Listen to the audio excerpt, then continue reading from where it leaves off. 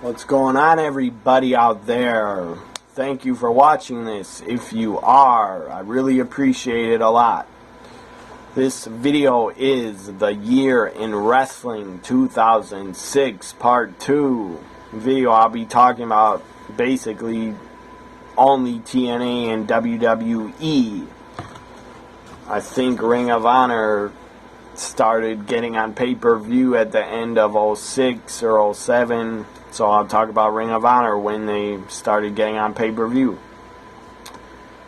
If you hear a little noise, I got a heater on me, a tiny little space heater. That's the noise you might hear. If you hear air blowing, it's a space heater.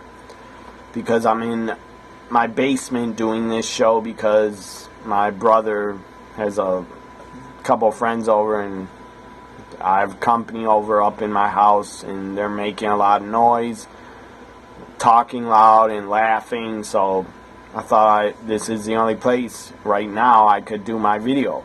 And I wanted to do this year in wrestling video tonight, so that's why I'm in my basement. And if you hear a space heater, I apologize, but it shouldn't sound that loud. And if it does, then you don't gotta watch. You can turn it off. Anyways, I ended talking about WWE WrestleMania 22 in my last video, part 1 of 06, year in wrestling. I'm going to share with you now this Monday Night Raw event I went to after WrestleMania 22 on April 10th, 2006. I went to WWE Raw. The dark match, they had a dark match after Raw went off the air. The dark match was Triple H challenging John Cena for the WWE title. It was pretty good. It was a pretty damn good match. It was entertaining. Triple H almost pulled out a victory and defeated Cena, but of course, you're not going to have a WWE title change ever. If you see a dark match, the title is never going to change hands if it is a WWE title match. So, of course, Cena won the dark match and retained. And it was also a pretty entertaining Raw. Back in 06, after WrestleMania, you had Trish appear, I believe dressed as Mickie James. She appeared, ran down to the ring with Mickey's music on, and basically acted like Mickie James, and Mickie didn't like that because Trish was impersonating her and acting like a psycho fan that Mickie James was. Anyways, here it is, a Raw from April 10th, 2006. There's the ticket.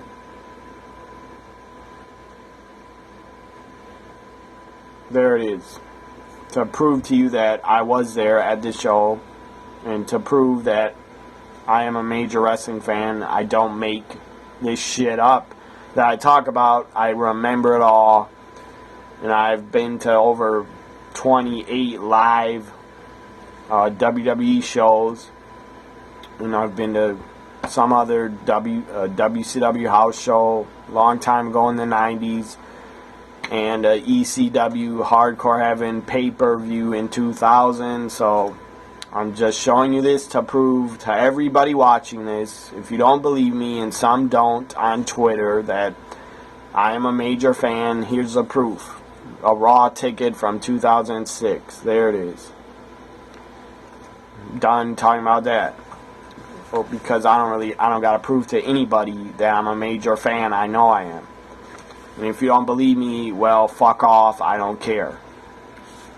Now I'm gonna start talking about Backlash that happened in April after WrestleMania. It was the first pay-per-view after WrestleMania 22. And I'm only going to talk about the good matches that I enjoyed. I'm not going to discuss every match on this show because it's not worth it. So Backlash 06 took place from Kentucky. Or took place in April, at the end of April. It wasn't even in May yet. So we had 2 pay-per-views in April. That's too many. Umaga defeated Ric Flair in a pretty entertaining match. Nice to see Umaga get the win over the legend Ric Flair. Trish Stratus defeated Women's champion Mickie James as they continued their feud by disqualification. Rob Van Dam defeated Rob Van Dam defeated Benjamin for the Intercontinental Championship. So RVD became the new Intercontinental Champion. Kane defeated, and the Big Show ended in a no contest, and it was pretty boring. This was pretty damn funny because Vince McMahon continued his feud with Shawn Michaels. Vince and Shane McMahon teamed up to take on Shawn Michaels, and then Vince claimed that Shawn Michaels' partner was God. So I guess it was Shawn Michaels and God, even though God did not make an appearance. And Vince and Shane basically took on Shawn in a handicap match to try to screw him over. Because Shawn had no partner. I mean, the fans are like more of Shawn's partner than God was going to be. Because the fans are cheering Shawn on and rooting for him to kick the McMahon's ass and win. So before Shawn Michaels came out, I believe Vince was in the ring with a microphone and said, "Ladies and gentlemen, now God made his entrance." And I believe the announcer or somebody, the ring announcer probably said, "Here's God." And then they had a spotlight that was coming down the ramp like the spotlight was on God. It was just ridiculous. It was funny, but it was pretty ridiculous. And then before that match, on Raws, you had Vince in a church, standing in a church with Shane, and he was like mocking God and making fun of Christians, and I guess it seemed like he was, at least. He was yelling up in the church. He's yelling up, if I'm wrong or if I did anything wrong, God will strike me down right here, right now. And when he said that, Shane McMahon was next to him, and Shane McMahon went way far away from his dad, Vince. He went way far away from him because he probably believed that God was really going to strike Vince down. But obviously, nobody struck Vince down. So, then God made his entrance at Backlash. That was pretty damn funny. That was entertaining. And then Shawn came out, made his appearance, and the match started. And I believe it's no DQ because they ended up brawling up onto the stage by the entrance. Anyways, Vince and Shane McMahon defeated Shawn Michaels in a handicap match. This would go into the future, into the summer. This feud would build between the McMahons, and Shawn and Triple H would eventually join. Shawn Michaels and they came out and restarted D-Generation X, and they took on the McMahons basically and feuded with them into September, where they had a Hell in a Cell match against the McMahons in the Big Show. So Vince and Shane defeat Shawn Michaels in the handicap match.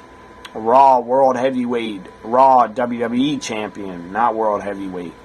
Raw WWE Champion John Cena defeated Edge and Triple H in a three-way triple threat match. It was pretty good, and that's all I gotta say about it. I knew Cena was gonna win and retain.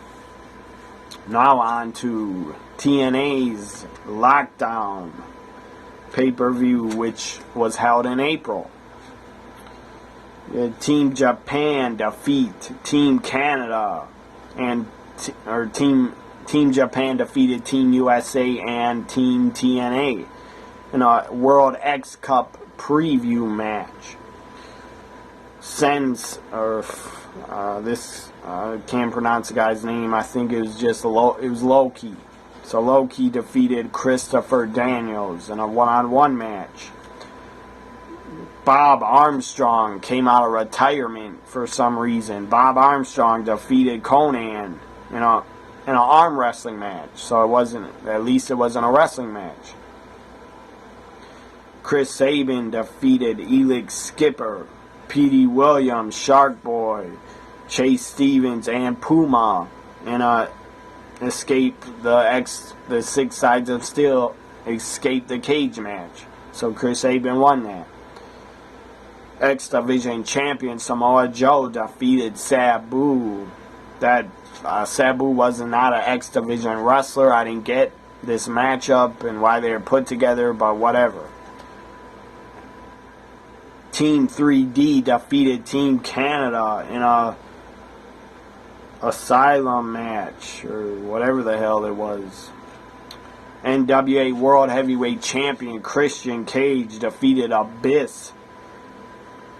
And I believe this was the main event. It was like a War Games match, kind of, but it was called a Lethal Lockdown match. Team Sting, Ron Killings, AJ Styles, and Rhino defeated Team Jeff Jarrett, the team of Jeff Jarrett, Scott Steiner, and America's Most Wanted in a Lethal Lockdown match. So, Lockdown 06 was a pretty good pay-per-view from what I remember of it. Now I'm going to talk about the May pay-per-views. May from TNA was Sacrifice. Took place in May of 06. Jushin Thunder Liger defeated Petey Williams. That was a good match because Jushin Thunder Liger was in it and Petey Williams was in it. Two pretty damn good workers at the time. NWA Tag Team Champions America's Most Wanted defeated the team of AJ Styles and Christopher Daniels. AJ and Christopher Daniels just started teaming up, and later on in 06 they become tag champs and they became a pretty damn good team and they worked really well together. Raven defeated A1. Who was A1? I think he was a member of Team Canada. The James Gang defeated Team 3D. Petey Williams wrestled again and defeated Puma to win the World X Cup Gauntlet match for Team Canada. Sting and Samoa Joe defeated the team of Jeff Jarrett and Scott Steiner. NWA World Heavyweight Champion Christian Cage defended his title against Abyss in a Full Metal Mayhem match, and Christian Cage won and retained the NWA title. It was a pretty good match. I think Christian or Abyss, one of them, probably bled a lot. Because in 06, you had a lot of blood loss in TNA. A lot of guys bleeding every pay-per-view. Now, I'm going to go back to the WWE and talk about Judgment Day, which took place in May of 06. I believe it was a SmackDown brand only pay-per-view was Judgment Day. Backlash was Raw only. Judgment Day kicked off with a pretty damn good tag team SmackDown WWE tag team title match between Paul London and Brian Kendrick. Challenged Eminem for the tag team titles. And Paul London and Brian Kendrick won the SmackDown World Tag Team titles from Eminem. As I said, it was a pretty damn good tag match. If you haven't seen it, watch Judgment Day 06. Chris Benoit defeated Finlay by submission. That was a decent match. Jillian Hall defeated Melina. I don't know why this was on pay-per-view, but it was. Jillian Hall was never any good in the ring, really, at all. The best thing she did in her WWE career was probably do that singing gimmick where she was mocking and singing and sounded god-awful as a singer. She was like trying to rip off, be like a Britney Spears type gimmick, I guess. Or you could say the best thing Jillian Hall did in her WWE run was maybe having the Boogeyman bite her mole off her. Maybe that was the best thing she did. I don't know. Cruiserweight Champion Gregory Helms defeated Super Crazy in a decent match. Mark Henry defeated Kurt Angle by countout, which was a stupid finish. I hate countout finishes on pay-per-views. They should never be done on pay-per-views. Booker T defeated Bobby Lashley to win the King of the Ring tournament. That was pretty good, and Booker T became King Booker, as he used to always yell that he was King Booker. The Great Khali made his pay-per-view debut, which I didn't think was that bad, because he was working with The Undertaker. So The Undertaker carried Khali most of the match, and basically the entire match, The Undertaker carried Khali and pulled out a decent match in him. So I did not. Some people shit. I mean, well deserved that Khali got shit all over at the end of his WWE run because he couldn't move in the ring. But when Khali first came in at Judgment Day 06 and worked against The Undertaker, I did not think that his match against Taker was that bad. I enjoyed it. And I just didn't think Khali was that awful. But then again, he was working with The Undertaker. And years later, even into the fall of 06, where Khali had to work with Batista, they didn't have good chemistry. And Batista really couldn't pull out a good match in Khali, but The Undertaker could. So I enjoyed that match at Judgment Day in the Great Khali's pay-per-view debut.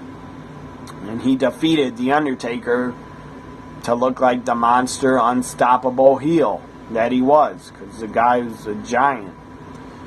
SmackDown World Heavyweight Champion Rey Mysterio defeated JBL, which was a decent main event. They worked well together. Now I'm going to talk about TNA's Slammiversary pay-per-view, which took place in June of 06. Rhino defeated, or first, Team 3D, this was pretty decent, defeated the James Gang. I believe the James Gang was Billy Gunn and Road Dogg from WWE New Age Outlaws, but they had to call them the James Gang. Team 3D defeated them in a bingo hall brawl. I don't know why they called it a bingo hall brawl, because the Impact Zone was not a bingo hall. It was not the ECW arena either. It was, I'm so sick of the Impact Zone. I hope TNA never has to go back there again, in 2016, because those fans suck. So, as I said, Team 3D defeated the James Gang. Next, Low-Ki won a 6-way X Division #1 contenders elimination match against Sanjay Dutt, Alex Shelley, Shark Boy, Petey Williams, and Jay Lethal. And at this time in 06, TNA had a pretty damn good roster. Of talent. They had a ton of great talent. Kevin Nash defeated Chris Sabin for some reason. I don't know why they were on pay-per-view. I guess Kevin Nash was feuding with the X Division, and he just destroyed Chris Sabin. Probably jackknife power bombed him 1, 2, 3 and beat him real fast. Next we had Christopher Daniels and AJ Styles defeat America's Most Wanted to win the NWA Tag Team titles. That was good stuff. It was entertaining. And I was happy for AJ and Christopher Daniels that they won Tag Team Gold. Samoa Joe defeated Scott Steiner in a one-on-one match, which was pretty decent.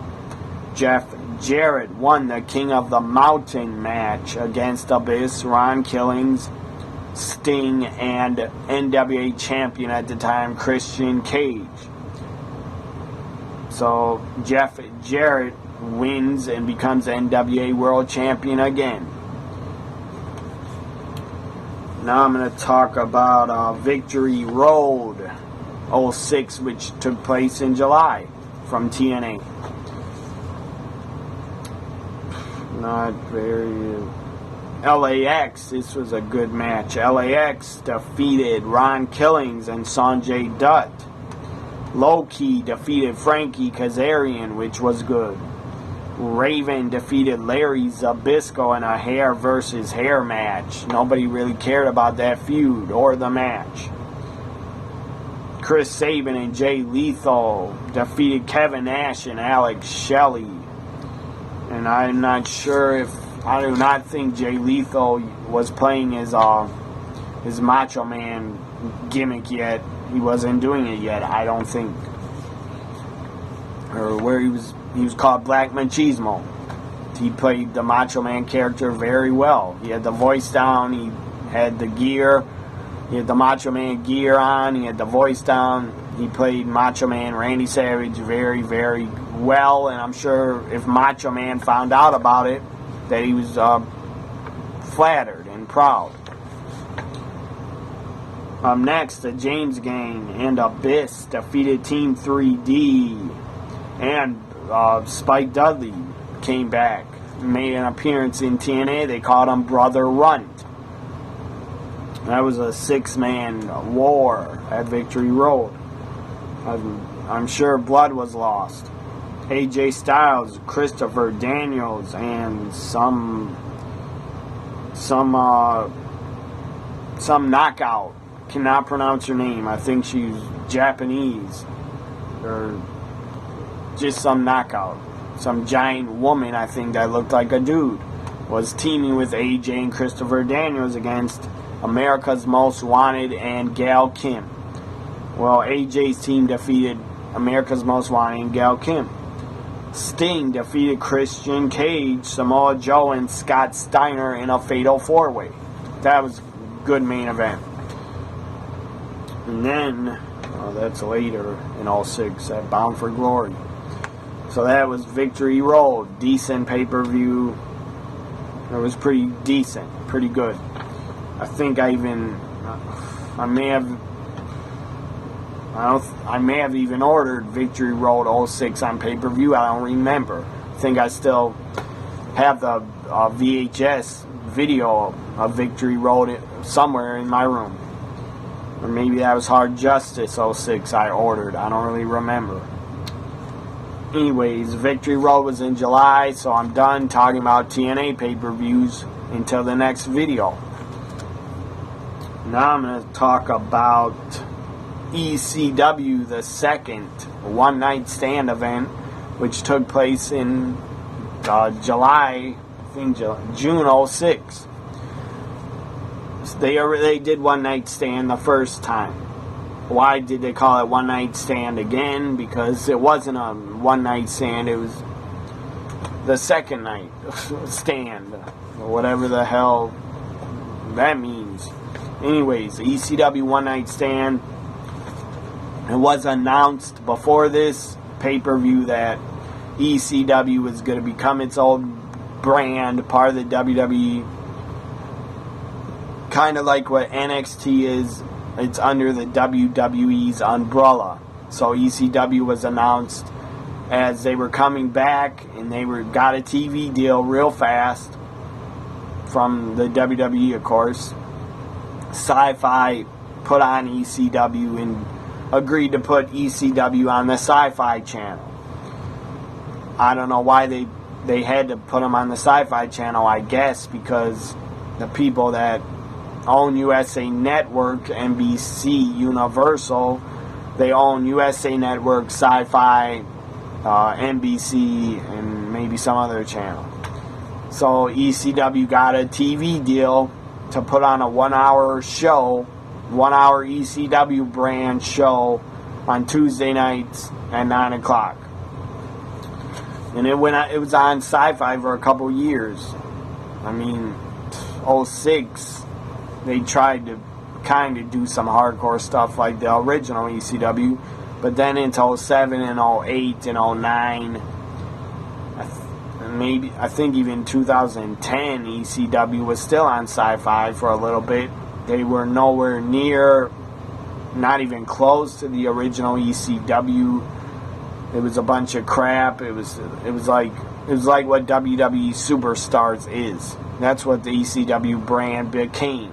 It just became mid-card wrestlers that were not on the main roster, that were put on ECW. A lot of mid-card guys nobody cared about were put on the show, and it was pretty awful. Pretty god-awful. But I think Kofi Kingston even made his debut in the ECW brand. He's a good talent. So nothing against Kofi. He's not a mid-carder.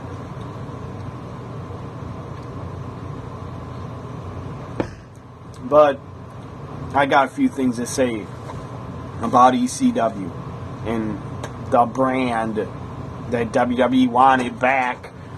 They wanted a third brand. They wanted Raw, SmackDown to be their own brands. I got that. But then you bring in ECW. The name ECW, you should have never called it ECW Vince. WWE should have never called it ECW because that was a lie. That was a fucking lie. It was not ECW. It was WWE's third brand. I mean, I don't know why they had to call it ECW, but they did, and it still pisses me off to this day. So at first, before One Night Stand in 06, and where they announced ECW got a TV deal on Sci-Fi for Tuesday nights. Before the second One Night Stand, I thought I was actually excited about it because I was an original ECW fan. I mean, major original ECW fan where I ordered every single ECW pay-per-view. I ordered every single one of them from March of 99 until ECW died in January 2001. So I was a major ECW mark. I was a major fan of ECW, the original ECW. I was a major fan. I loved what they did. I loved the backstage promos. I loved the feel of the show. I was into it. Probably, I was really, really into it probably because being a teenager, that probably really, really helped me being into ECW because I was a teenager and they had Francine and Dawn Marie and they did their cat fights. That was pretty hot because they were barely wearing anything. So, of course, any teenager would be a fan of that. At least any male teenager would be a fan of that growing up. But that's not the only reason I was a big fan of ECW. As I said, I loved the promos they did with their talents. I loved the wrestling they put on, the pure wrestling. I mean, from 99 till the day they went out of business, they had great, great wrestling matches. Between, a lot of times, it's between RVD and Jerry Lynn, and RVD and Lance Storm could put on great matches with anybody. Even Justin Credible, pretty damn good worker. And whatever. My point I'm trying to make is I was a huge fan of the original ECW. So I was excited. ECW, I thought, was coming back on Sci-Fi. I thought we were going to get hardcore matches every show and have some blood and guts and have some hot-ass women on the show, which we didn't really get. The only two divas they had, and they ended up calling them ECW Vixens. The only two they really had was, well, they did bring in Francine from the original ECW. WWE actually hired Francine to show up, or to work for the new ECW. That didn't last, because Francine was probably gone by September 06. So Francine in WWE only lasted like 3 months. Maybe only 2 months. She didn't get any TV time really at all. I mean, she appeared on ECW Sci-Fi like maybe twice. I'm not joking. I only saw her appear like twice. She was never used. So, I guess, I don't know if Francine asked for her release and she got it or what. Or maybe WWE decided to release her, or she wasn't happy. I'm sure Francine wasn't happy being in the WWE. She was probably miserable being in the new ECW because she wasn't used or booked, or she was just being paid to do nothing and just sit backstage. That could get quite boring for a talent, I'm sure. Because in the original ECW, Francine was booked right the right way, and Paul Heyman was a fan of hers, and he used her the right way. But in WWE's, they didn't know what the hell to do with her. And I'm sure they probably didn't want to hire Francine, but because I think she's like 34, 35, or 36 at the time, so WWE at that time in 06 just was hiring basically models. They only wanted to hire models and teach them to wrestle. One that was hired as a model was Kelly Kelly. I believe she was a bikini model. I don't know what kind of modeling she did, but I did see pictures of her as a bikini model wearing like almost nothing. Anyways, so Kelly Kelly was brought in. Francine was brought in. Later on in 06, Ariel, she was brought in. Another woman was brought in. Used to work in TNA, named Trinity. She was brought in. She didn't last very long either. She was gone.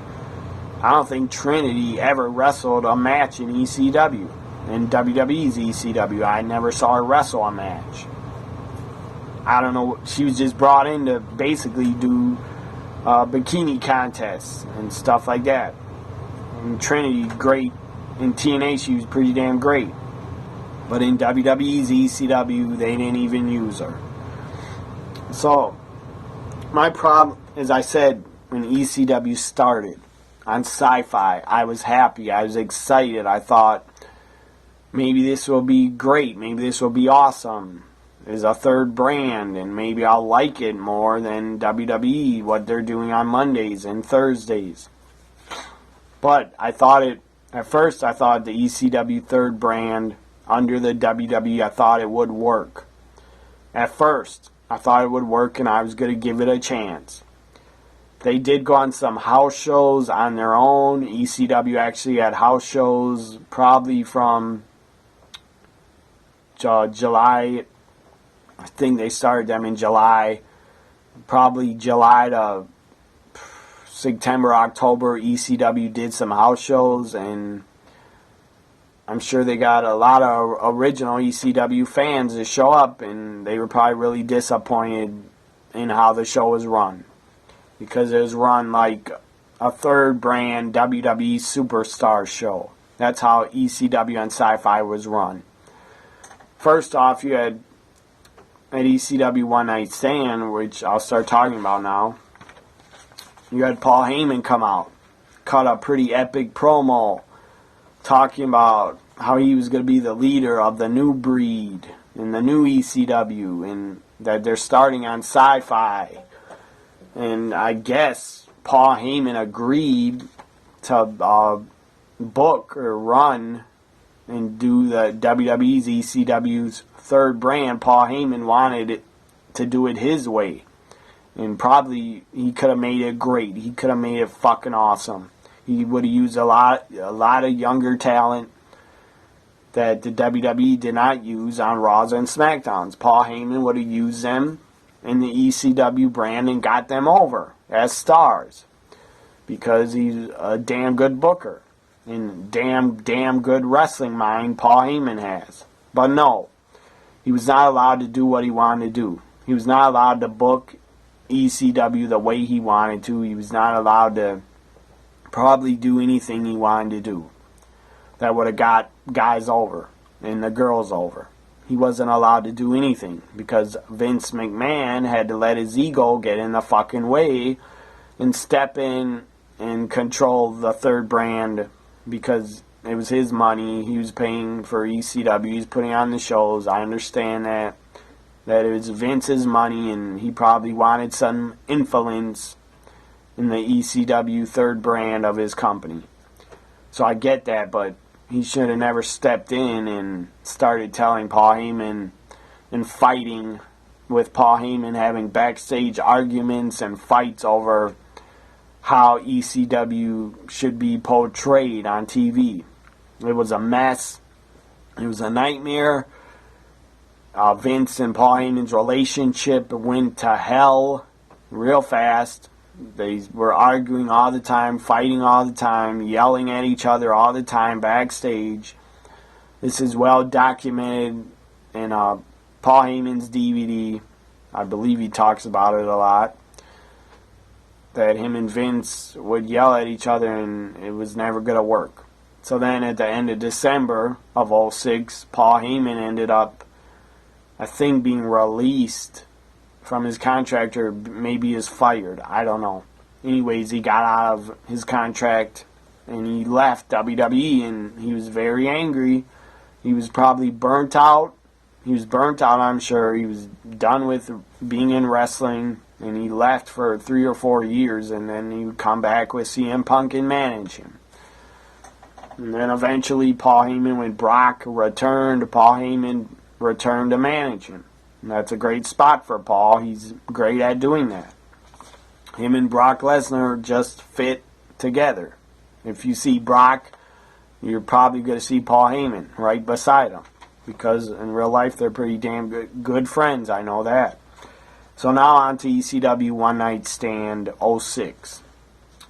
Which, as I said, the show it had some parts that were good. I'll say One Night Stand 06 was much better than ECW on Sci-Fi. That's for damn sure. So, it kicked off with Taz, who was a commentator. And Taz really did nothing in this match and didn't take any bumps, but he probably didn't want to take any bumps because he had a neck injury and couldn't really wrestle anymore. So Taz comes out. Jerry Lawler comes out because back in the day he hated ECW. He hated Paul Heyman. So Jerry Lawler continued on Raws, building up to One Night Stand 2. He's calling ECW extremely crappy wrestling. Then he was going to kick Taz's ass at the pay-per-view. So then Jerry Lawler comes out, slaps Joey Styles in the face, really stiff. A really hard slap to Joey Styles. Joey's glasses fall off. And Joey Styles falls down, or falls off his chair, like falls behind the set, behind the ECW One Night Stand sign. He falls behind it because Lawler slapped him so damn hard. And then Taz comes out. Gets a great reaction from the hardcore, true, probably original. A lot of them were probably original ECW fans. They were true hardcore ECW fans that were at this show. And if you don't believe me, just watch the beginning of John Cena RVD before they start the match. John Cena standing in the ring. The crowd absolutely rips him apart and tears him a new asshole. They absolutely destroyed Cena with all their chants that they did towards him. I mean, they did F-U chants, F-U Cena, F-U Cena, F-U Cena. A fan threw a roll of toilet paper in the ring that went in front of John Cena. That was pretty damn funny. And Cena was trying to throw his little "You Can't See Me" shirt off. He threw it in the crowd, and the crowd threw it back once. Cena goes to pick it up, throws it in the crowd again. The crowd throws it back again. Second time, Cena throws it a third time in the crowd. This guy picks up his shirt. This black dude picks up his shirt, wipes Cena's shirt, wipes it on his ass. Goes like this to Cena, throws the shirt back in the ring. That was epic, and that was absolutely hilarious. Funny as hell. So the ECW fans absolutely destroyed John Cena that night. They did not want to see him main eventing a ECW brand pay-per-view. And the fans, I don't blame them for destroying Cena because they probably went there to go to an ECW show. They didn't want to see John Cena in the main event because he's part of the WWE. They didn't want to see PG or whatever he was at the time, maybe PG-13 John Cena. The ECW fans did not pay to see John Cena in the main event. They paid to see an ECW show. And Kurt Angle didn't get booed and destroyed out of the building because Kurt Angle is a damn good wrestler and the fans respect him. I don't think the ECW fans respected John Cena in 06 at all. So, and the fans, I don't blame them for going to One Night Stand this in '06 because they thought like me. They probably thought that the third ECW brand they thought would work if Paul Heyman got to run it and not be messed with by Vince. So the fans had every right to be angry that John Cena was on the show. And the fans also probably went because they thought they'd give it a chance. And maybe this ECW brand and ECW being back and ECW being reborn, the fans must have thought, like I did, that it was going to work and that it wasn't going to become crap like it became. Because it became absolute shit. I think in '09 or '08, the commentary team for ECW was Mike Adamle. That fucking god-awful Mike Adamle. I have no hate towards Mike Adamle as a person. I don't know the guy. But Mike Adamle in wrestling, that's what I thought of him in wrestling. In WWE, it didn't work. He was god-awful. He was a god-awful commentator. It was like a fucking joke trying to listen to him. He didn't know any of the moves that were going on right in front of him. He had no clue what any of the wrestling moves were even called. He had no history in probably being a wrestling fan. He had zero history in wanting to probably even be there. He just went there to get a big paycheck, I'm sure. And Mike Adamle didn't care to even be there and care to even figure out. And Mike Adamle just didn't care. He didn't care to know any of the wrestlers' names. He butchered Jeff Hardy's name on a Royal Rumble pay-per-view in '06, I think, or '07. He butchered Jeff Hardy's name. He butchered a lot of wrestlers' names. He didn't even care to figure out their names. He didn't care to figure out any of the wrestling moves. He just didn't care. He was god-awful. And I hated Mike Adamle in the WWE. I'm glad he's gone. But before that, you had, at least in '06, you had Joey Styles, a voice of the original ECW. You had Joey Styles calling the action with Taz. That was a good team. But they didn't last long together. I don't even think they lasted a year together. So, Taz defeated Jerry Lawler by choking him out in Taz's submission. Up next, we had Kurt Angle, who was, I guess, drafted by ECW as the #1 draft pick. I think by Paul Heyman. Or by somebody. Anyways, Kurt Angle was the #1 draft pick. He's a damn good #1 draft pick. So Kurt Angle defeated Randy Orton at One Night Stand. This was a pretty damn good match.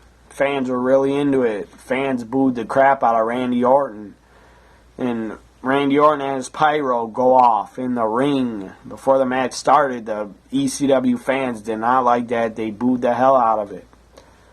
Up next was a pretty good tag match. We had the returning Tajiri team up with Super Crazy. They had a great rivalry and feud in ECW, in the original ECW. But they were teaming up this time to take on the FBI, full-blooded Italians. Nunzio and the returning Tony Mamaluke. And I think they're with some guy called Big Sal. I think he's called Big Sal from the original ECW. So the FBI defeated Super Crazy and Tajiri. As I said, it was a good tag match. Fans were into it. And the fans were happy to see Tajiri back. And I believe they gave him welcome back chants. Up next, we had the SmackDown World Heavyweight Champion, former ECW original for a short time, Rey Mysterio, defended the World Heavyweight Championship against ECW Sabu. It wasn't a very long match, but it was pretty damn entertaining. Sabu did a springboard off the ropes. Rey Mysterio was standing on a table on the outside, I believe. Sabu got up, standing on a table on the outside near the entrance. Rey Mysterio did a springboard and had his legs like go over Sabu's head, whatever that move's called.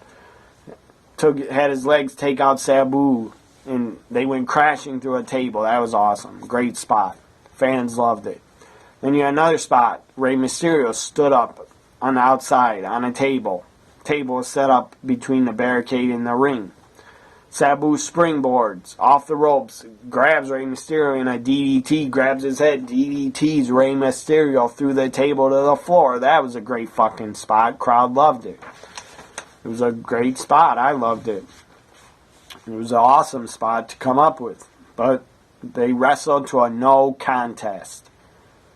But it was still cool to see Sabu get a world title shot, even though the match was pretty damn short.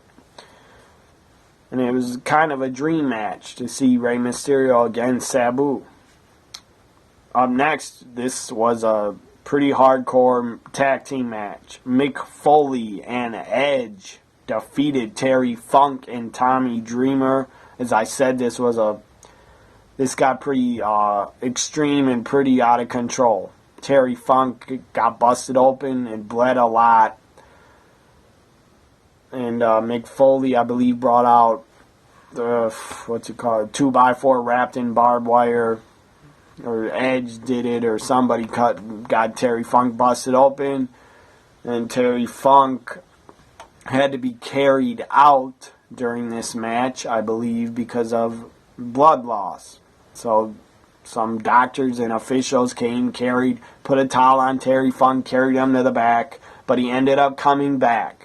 Terry Funk came back, had his head wrapped up. He was still bleeding under the Band-Aid or under the towel that he wrapped on his head. He was still bleeding.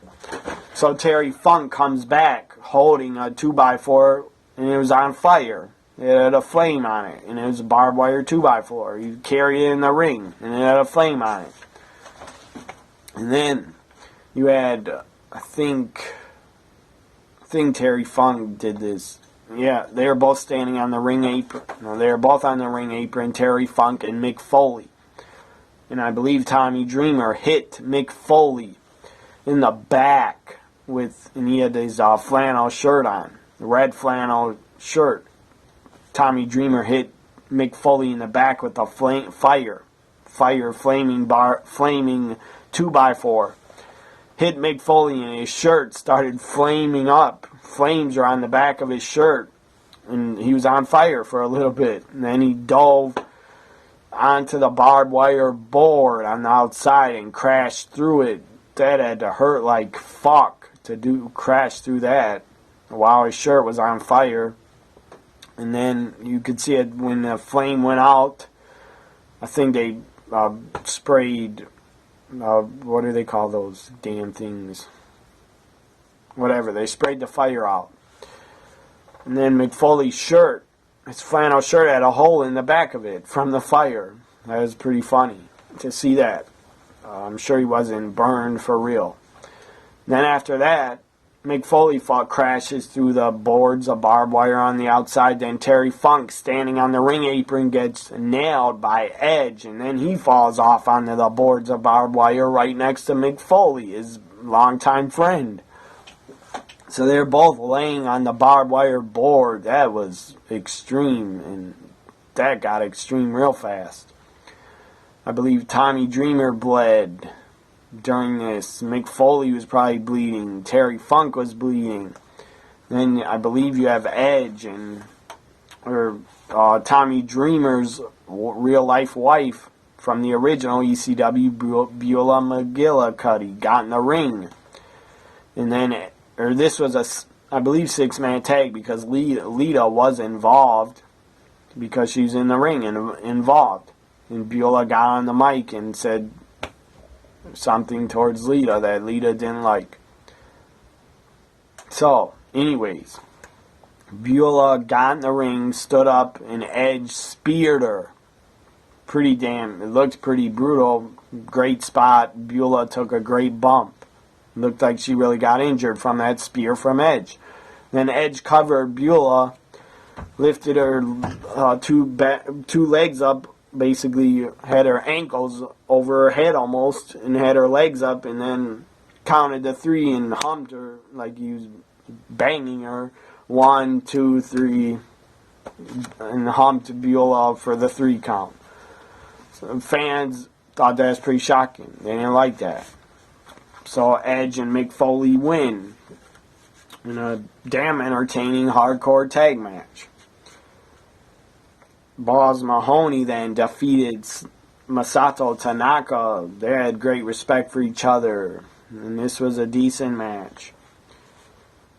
Rob Van Dam in the main event defeated John Cena to become the WWE Champion. Crowd loved it. Crowd marked out. They wanted RVD really bad. They wanted Rob Van Dam to win the WWE Championship. He was Mr. Money in the Bank. I believe he was cashing in at One Night Stand. He said he was cashing in ahead of time and that he was going to win the WWE Championship and take it back to ECW. RVD wins. As I said, the crowd reaction for Cena when he comes out. Watch ECW One Night Stand 06. Watch it back, people. If you have the network, watch it back. Because Cena, when he enters the ring and tries taking his shirt off, throwing it in the crowd, the fans will have none of it. And it is funny as hell and it's epic. They destroy Cena in their chants. They absolutely destroy him. And it was pretty damn great to see and great to hear. Again, I have no hate towards John Cena as a person. I wasn't a fan of his in 06, and I'm still not really a fan of his, but I do respect him. So, Rob Van Dam goes to ECW on Tuesday night on Sci-Fi as the WWE Champion and the ECW World Champion, because Paul Heyman comes out with a bag and gives Rob Van Dam the bag. He pulls out of the bag the ECW World Heavyweight Championship, and he gives it to Rob Van Dam. So RVD's wearing the WWE Championship around his waist, and then he has the ECW Championship on his shoulder. So he was a double world champion, but that didn't last for long, sadly, because Rob Van Dam and Sabu were busted and pulled over by the police, and I guess their car was searched, or it smelled like marijuana. So then WWE found out about this, that Sabu and RVD were busted for pot, or they found pot on them, and then they might have gave them a drug test, and maybe they had pot in their system. I don't know. But WWE found out that RVD and Sabu were pulled over for marijuana, or marijuana was taken by the police. I don't know. WWE found out about it. They right away punished Rob Van Dam. And at the next pay-per-view in July, Vengeance, RVD took on Edge and John Cena for the WWE Championship, and Rob Van Dam lost the WWE Championship and only had a 1-month WWE Championship title reign. So that was really disappointing that WWE punished Rob Van Dam so quick. I guess they had to punish him because they started their wellness policy. So I guess WWE had to punish RVD because he failed, or I don't know if he failed a drug test, but he was busted by the police. So WWE thought we're going to have to strip him of the championship, and it sucked because I was a major RVD fan, and sadly after he lost it at Vengeance, or maybe he retained at Vengeance and then lost it on a Raw. And it says RVD defeated Edge at Vengeance. So the next night on Raw, RVD, Edge, John Cena, triple threat. Then RVD lost the title on Raw the next night to Edge, I think. So that sucked that RVD had to be punished by the company. But I guess they had no choice but to punish him. And Vince was probably upset. Probably was mad because he gave RVD the title. And then he messed up and got busted. Or he screwed up and got busted. Whatever. marijuana's, I don't smoke it, I never will, but smoking marijuana is not going to fucking hurt anybody. So Vince shouldn't have been that pissed. Whatever. I don't know the whole story. I don't know if RVD and Sabu were smoking while they were driving. I don't know. All I know is they got pulled over and they got busted. And I think they took marijuana from them. Or the police smelled it.